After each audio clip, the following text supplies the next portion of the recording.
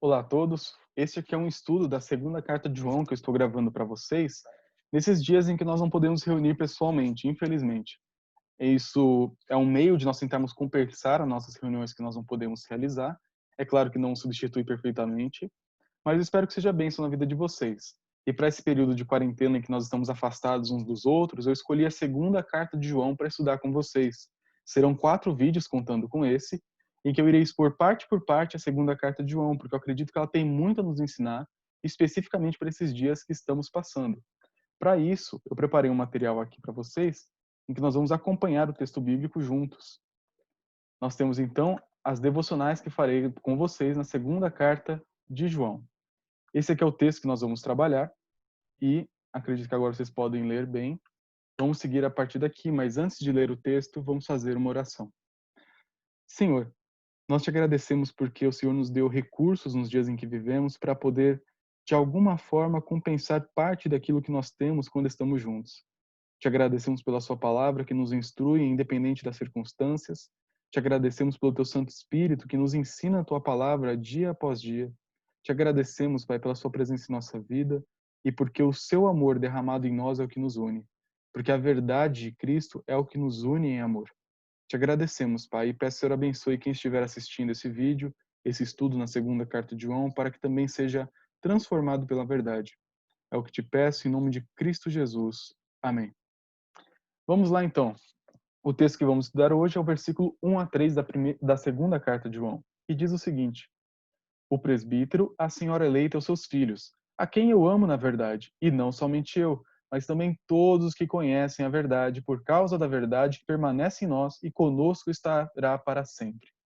A graça e a misericórdia e a paz da parte de Deus Pai e de Jesus Cristo, Filho do Pai, serão conosco em verdade e em amor. E vai funcionar da seguinte forma o nosso estudo. Eu vou destacar com cores diferentes as palavras que vamos estudar em cada parte. Nossa ideia aqui é tratar quase todas as palavras da carta, tentar realmente esmiuçar essa cartinha tão pequena e tão preciosa da palavra de Deus. Vamos começar então conhecendo quem é o remetente da nossa carta. Aqui no texto nós não temos o nome dele, temos apenas a identificação, o presbítero. E essa era uma maneira que o apóstolo João utilizava para se chamar, né, se dar a conhecer nas suas cartas. E desde a época dos apóstolos, a igreja é unânime em aceitar que o presbítero, o autor dessa carta, é o apóstolo João. Ele foi o último apóstolo a morrer. João, Pedro e Paulo tinham morrido por volta dos anos 60. João está escrevendo essa carta agora entre o ano 85 e 95 depois de Cristo, já no final da era dos apóstolos, já dando início àqueles anos primários da igreja de Cristo, dos pais da igreja, toda aquela história bonita da igreja do Senhor. Então, João é o último apóstolo vivo. O último que sobrou daqueles 12 que Jesus chamou e Paulo. Ele é o último representante dos apóstolos na face da terra. E ele, já idoso, já bem velho nessa época, escreve essa carta pequenininha para uma igreja que ele amava muito, para trazer consolo e trazer instrução para eles. Então, com o termo o presbítero, ele está se identificando como aquele que é um pastor da igreja. Na Bíblia, a palavra presbítero não é para estritamente a função que nós conhecemos na igreja presbiteriana do Brasil. Na igreja presbiteriana, chamamos de presbítero aqueles homens chamados por Deus e pela igreja para exercer o trabalho pastoral no meio da comunidade. Isso pode ser por meio de um presbítero docente, aquele que ensina o pastor, e os presbíteros regentes, aqueles que governam a igreja, administram a igreja, disciplinam a igreja, instruem a igreja também, juntamente com o pastor. Na igreja presbiteriana temos essa distinção que é bíblica, e aqui nessa carta, o apóstolo João, está se chamando de presbítero, porque apesar de ser um apóstolo, ele também era um pastor. Ele era alguém que se preocupava com a saúde da igreja, com o desenvolvimento da doutrina, com o ensino, com cuidado, com consolo e com carinho com os cordeiros de Cristo. Então, essa maneira de João se chamar o presbítero demonstra exatamente isso, a consciência de que ele tinha, de que ele já era um homem idoso, de que ele é um homem chamado para cuidar da igreja de Cristo. O destinatário da nossa carta é a senhora eleita e os seus filhos. E com relação a esse texto, com relação à segunda carta, nós temos algumas possibilidades. Alguns estudiosos vão dizer que a destinatária aqui é realmente uma mulher, uma senhora, talvez já idosa, e seus filhos crentes. Outros estudiosos vão dizer que a senhora eleita e seus filhos se refere a uma igreja local, a senhora eleita, e os seus filhos são os membros da igreja. Eu, particularmente, seguirei a segunda posição. Eu acredito que existem mais evidências no texto, nós veremos algumas delas decorrer da carta, eu seguirei ela durante a exposição. Então, se você não concorda comigo, tenha paciência comigo, continuaremos da seguinte forma. Então, João escreve essa carta para uma igreja que ele amava muito, uma igreja que é chamada aqui de Senhora Eleita.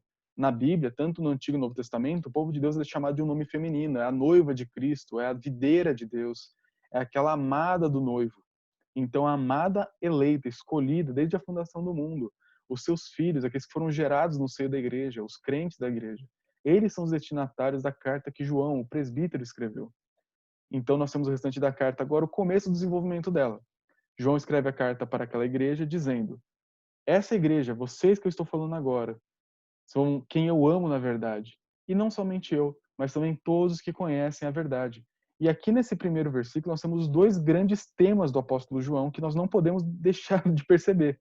É só ler o Evangelho de João, as cartas de João, o Apocalipse de João, mas principalmente o Evangelho e as cartas, que nós perceberemos que os termos verdade e amor são muito preciosos para o apóstolo João. Quando ele usa esses termos, ele tem toda uma carga teológica em cima deles que nós não podemos deixar passar. Por isso que essa parte, que apesar de serem apenas 3 versículos, será um pouco extensa, um pouquinho, tá? Tenham paciência comigo. Porque eu quero mostrar para vocês justamente a importância da verdade e do amor para o apóstolo João. No nosso primeiro estudo hoje, a ênfase na verdade. Nosso próximo estudo, a ênfase no amor. Só nessa primeira parte, para vocês terem uma noção, reparem, João usa 4 vezes o termo verdade em apenas 3 versículos. E claro, versículos são uma criação posterior aos autores bíblicos, foram criados na Idade Média, divisão em capítulos e versículos. Mas aqui, nesse pequeno trecho da carta de João, que já é pequena, a menor carta de todo o Novo Testamento, João utiliza o termo verdade 4 vezes. Ele quer realmente enfatizar isso para quem está lendo. Então ele vai falar: vocês, a igreja, são quem eu amo na verdade. E não somente eu, mas também todos que conhecem a verdade. João nutria em seu coração um amor profundo por aquela igreja. E não somente ele, mas todos aqueles crentes que estavam com ele, talvez na igreja de Éfeso, talvez em alguma outra igreja que ele estava. E esses irmãos e ele amavam outras igrejas com todo o seu coração. E esse amor era um amor baseado na verdade.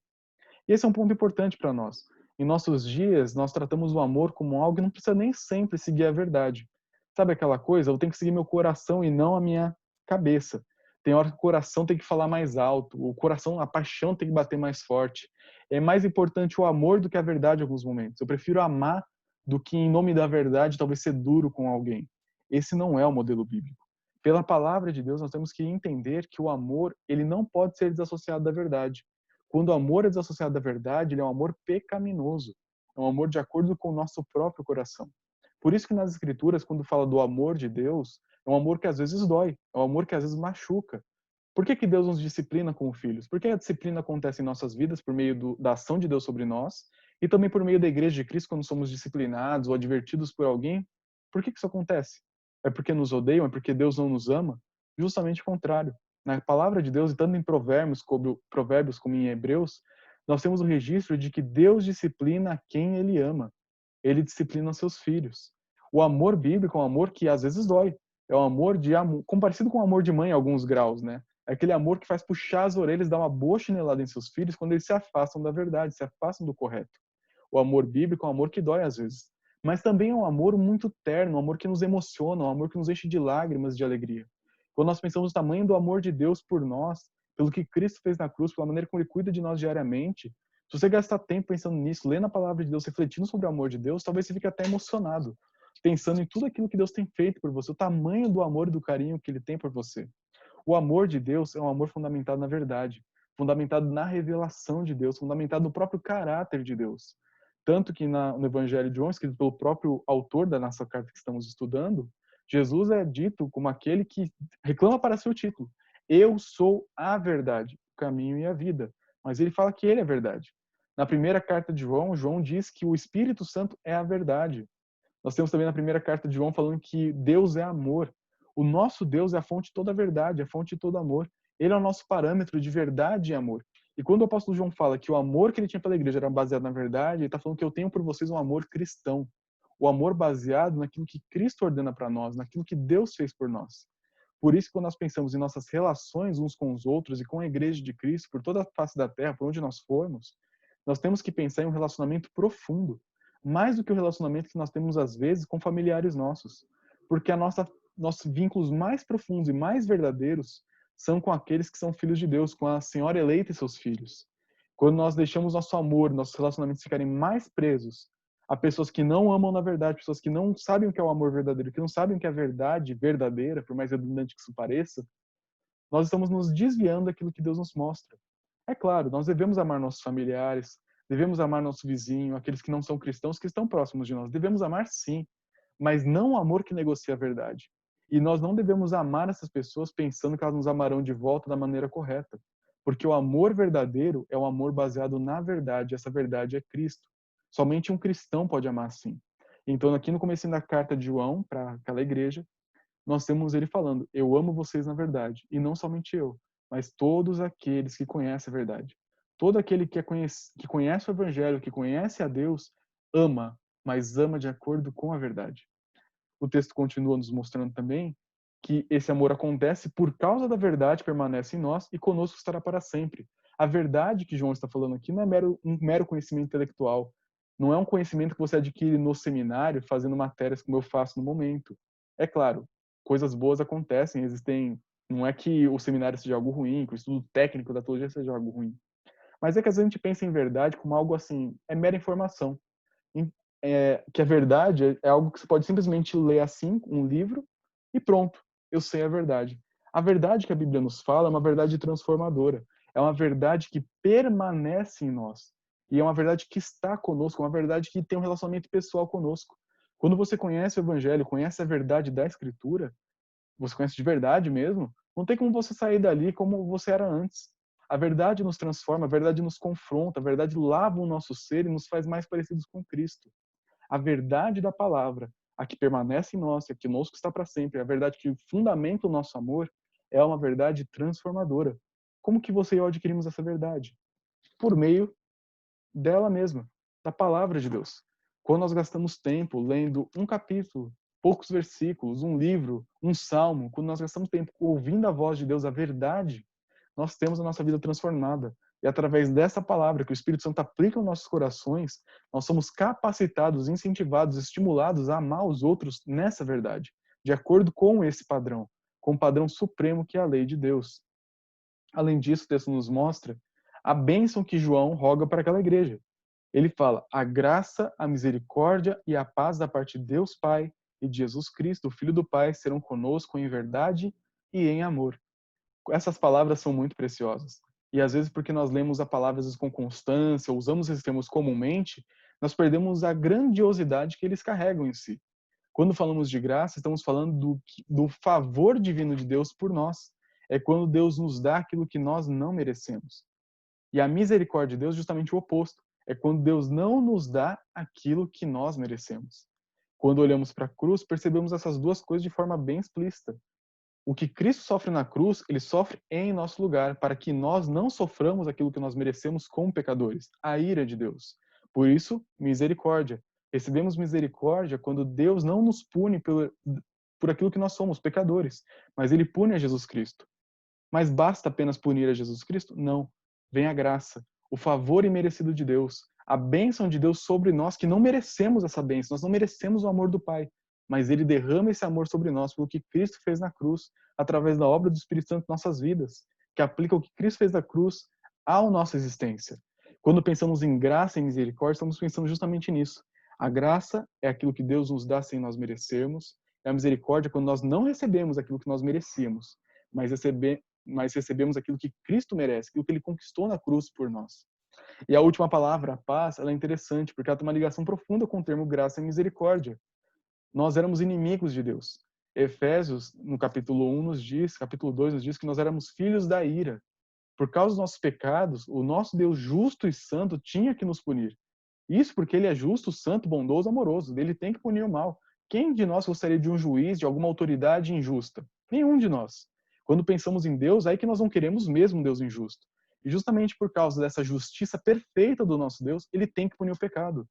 Então, nós, pecadores, merecemos a ira do justo juiz. Nós, criminosos, merecemos a sentença daquele que tem poder e autoridade e direito de julgar. Mas, na cruz de Cristo, ele sofre a ira em nosso lugar, para nos dar a sua paz. Tanto que Jesus diz no Evangelho de João que eu deixo-vos a paz, a minha paz vos dou. E eu não dou ela como o mundo dá para vocês. A minha paz é diferente dessa do mundo. A paz que Cristo nos dá não é uma paz de ausência de conflitos, não é uma paz de tranquilidade, aquela paz zen, que você faz aquele e relaxa. Não é isso. A paz que Cristo nos oferece é uma segurança, é o shalom, é tudo aquilo que Deus promete no Antigo Testamento e no Novo Testamento. A ideia de paz no Antigo Testamento, que vem da palavra hebraica shalom, é uma paz maravilhosa, uma perfeita harmonia com toda a existência, com tudo aquilo que Deus fez. É quando nós estamos vivendo a vida do jeito que Deus fez para nós vivermos, desfrutando das bênçãos que Deus preparou para nós, quando vivemos em obediência. Essa paz que nós experimentamos é de lembrar que Deus não está mais em conflito conosco, porque o nosso débito, a nossa dívida foi paga na cruz de Cristo. O que resta para nós hoje não é mais justiça, não é mais condenação, mas a graça e a misericórdia do nosso Deus. Quando lembramos desses benefícios maravilhosos, nós lembramos da paz. A paz que vem de Cristo, uma paz que é diferente da paz do mundo, é uma paz diferente da paz dos remédios. É uma paz que somente o cristão pode experimentar, lembrando e conhecendo a verdade do que Cristo fez na cruz, do tamanho do amor de Deus por nós. O texto também nos mostra que essa paz, ela não é uma paz qualquer, essa misericórdia é uma misericórdia qualquer, ela não é uma graça qualquer. É uma graça, uma misericórdia, uma paz que vem de Deus Pai e de Jesus Cristo, Filho do Pai. E essa graça, essa misericórdia, essa paz que vem sobre aqueles que amam na verdade, aqueles que são filhos de Deus, elas serão conosco em verdade e em amor. Novamente, João retoma esses dois termos para nos mostrar que essas bênçãos espirituais, a graça, a misericórdia e a paz, vêm sobre aqueles que vivem na verdade, no amor. Elas vêm pela mediação da verdade do amor. Quando nós conhecemos a palavra, quando nós experimentamos o amor de Deus, quando nós vivemos dessa forma uns com os outros, a graça, a misericórdia e a paz de Deus se fazem presentes cada vez mais nítidos em nossa vida. Quanto mais nós vivemos em dependência de Deus, na verdade de Deus, no amor de Deus, tanto com relação a Ele como uns com os outros, essas três bênçãos se fazem cada vez mais nítidas na nossa existência. É claro, elas sempre estarão conosco se somos filhos de Deus. Deus jamais deixará de nos amar. Jamais deixará de derramar misericórdia e derramar paz sobre nossas vidas. Mas por conta de nossos pecados, por conta de nossa desobediência, podemos experimentar menos disso. É semelhante a uma criança que provoca os seus pais, irrita os seus pais, é um filho rebelde. Ele sempre vai ser amado por seus pais. Só que esse amor é afetado, esse amor é experimentado de formas diferentes. Mudando o que tem que ser mudado é parecido com o nosso relacionamento com o nosso Deus. Todos os nossos pecados foram perdoados na cruz, do passado, do presente e do futuro. Só que a nossa experiência desse perdão, dessa graça, dessa misericórdia, dessa paz, varia de acordo com o nosso relacionamento com Deus diário. Se você vive uma vida de rebeldia contra Deus, de pecado, sem confessar seus pecados, sem ler a palavra de Deus, sem nada disso, e for um cristão apesar de tudo isso, que é algo bem provável, mas se você for um cristão, mas vive em fraqueza, em derrota, saiba que essa sua falta de experiência da graça, da misericórdia e da paz é justamente porque você vive em rebeldia à palavra de Deus. Se você é filho e essas coisas têm te incomodado, volte para o Senhor. Peça perdão ainda hoje, se arrependa dos seus pecados. Volte para os braços do seu pai, porque se ele um dia te derramou graça, misericórdia e paz no seu coração, ele não mudou. Ele vai derramar novamente. Talvez o seu relacionamento seja um pouco truncado, mas ele existe e sempre existirá. Mas se você vive assim, isso não te incomoda, você não é um filho de Deus. Mas também tem a oportunidade de se tornar um filho de Deus. Quando você reconhece a verdade do amor de Deus na cruz, do que Cristo fez por você, o amor que ele tem demonstrado, a verdade que é o sacrifício de Cristo em nosso lugar, a verdade que nós somos pecadores, mas Deus escolhe nos perdoar por meio do sacrifício de Cristo, você pode se tornar um filho de Deus e experimentar dessa graça, dessa misericórdia, dessa paz. Paz que remédio nenhum vai te dar. Graça e alívio, toda essa bênção que Deus nos dá, que nada nessa terra pode nos dar. É algo que ultrapassa o nosso entendimento. Então, esse é o estudo da primeira parte da carta de João àquela igreja. Ele fala quem ele é, ele fala para quem ele escreveu. Ele fala que esse amor que ele tem por aquela igreja é baseado na verdade. E esse amor é um amor que todos os cristãos têm. E pede para aquela igreja que ela receba essa graça, essa misericórdia, essa paz que vem do Pai, que vem do Filho, que vem do nosso Deus Trino, enquanto nós vivemos na verdade e no amor, experimentando e vivendo por meio desse canal de bênçãos, que é a verdade e o amor cristão. Gostaria de terminar com algumas aplicações, algumas eu acabei trazendo já no meio, não consigo me segurar às vezes. Mas a primeira delas é que a verdade é importantíssima. Não negocie a verdade. Se a Bíblia te diz algo, acredite, aceite. É como dizia o pregador Billy Graham. A Bíblia disse. Acabou. Se Deus te disse algo na palavra, fique com aquilo. Não tenha dúvida sobre a palavra de Deus. Se você ficar com dúvida sobre algum versículo, sobre alguma interpretação, sobre alguma passagem complicada, pergunte para mim, pergunte para algum irmão que possa te ajudar. Eu sou à disposição de você que está ouvindo. Se esse vídeo escapar do grupo familiar e for para alguém e você quiser tirar dúvidas, fique à vontade também. Eu estou à disposição. Nós temos vários irmãos, vários cristãos que estão à disposição de ajudar a Igreja de Cristo a conhecer a verdade. Mas o que eu quero que você guarde de hoje é: a verdade é importante. Se você não conhecer a verdade, que é Cristo Jesus, que é o Evangelho, que é o nosso Deus Trino, se você não conhece a verdade, que é a palavra de Deus, você não pode amar de verdade. Não dá para amar alguém de verdade se você não tem esse fundamento. Que nos leva à nossa segunda aplicação. Não coloque o amor acima da verdade, jamais faça isso. Jamais faça vista grossa para o erro em nome do amor. Isso é mentira, isso é engano do diabo. O que nós devemos fazer é tratar o erro com amor, porque isso é o que a verdade nos pede, isso é o que a palavra nos pede. Nós precisamos entender que a verdade e o amor andam de mãos dadas. Nós não podemos separar uma coisa da outra. Uma verdade sem amor, como eu já disse, é mero conhecimento vazio. Um amor sem verdade é mero emocionalismo pecaminoso. Quando nós temos a verdade e o amor unidos, nós temos uma teoria e prática corretas. Nós temos as virtudes fundamentais da vida cristã agindo em nosso ser, nos habilitando a fazer aquilo que é certo pela palavra de Deus. Você só vai ser um cristão que obedece a palavra de Deus se você viver em verdade e em amor. Um amor baseado na verdade, uma verdade exemplificada no amor. Isso somente na revelação que nós temos na palavra de Deus. E por último, nós devemos lembrar que o nosso Deus oferece ao seu povo que vive em verdade e em amor, graça, misericórdia e paz. Eu já falei isso agora há pouco, eu não vou repetir tudo. Mas não se esqueça, nosso Deus tem bênçãos maravilhosas para os seus filhos. E não é porque nós fazemos por merecer, não. É porque Ele é muito bom. Então, se você já é filho e não tem experimentado essas coisas, peça perdão, volte para o seu Deus, se aproxime dele, se ajoelhe aos pés do seu pai, volte para a sala onde seu pai está sentado e converse com ele em oração. Gaste tempo com Deus. Se lembre das promessas de Deus na sua palavra. E você desfrutará de graça, misericórdia e paz. Se você tem tido problemas com alguém, não tem conseguido demonstrar amor, peça forças para Deus e demonstre um amor baseado na verdade, para que você possa experimentar cada vez mais graça, misericórdia e paz na sua vida. Se você tem amado, mas não de acordo com a verdade, peça perdão para Deus, busque orientação na palavra para amar de acordo com a palavra de Deus e experimentar graça, misericórdia e paz na sua vida. Isso é o que eu desejo para vocês. Nós continuaremos no próximo vídeo com os versículos 4 a 6 da carta de João, em que vamos ver o que é o verdadeiro amor. Espero que Deus os abençoe, que essa palavra seja bênção na vida de vocês. Fiquem com Deus. Vamos terminar com uma oração. Deus bendito, nós te louvamos, porque o Senhor é um Deus que derrama graça, misericórdia e paz em nossas vidas. Nós te agradecemos porque o Senhor é um Deus que fala conosco através da sua palavra. A mesma palavra escrita por João há tantos séculos atrás é a mesma palavra viva e verdadeira para os dias de hoje.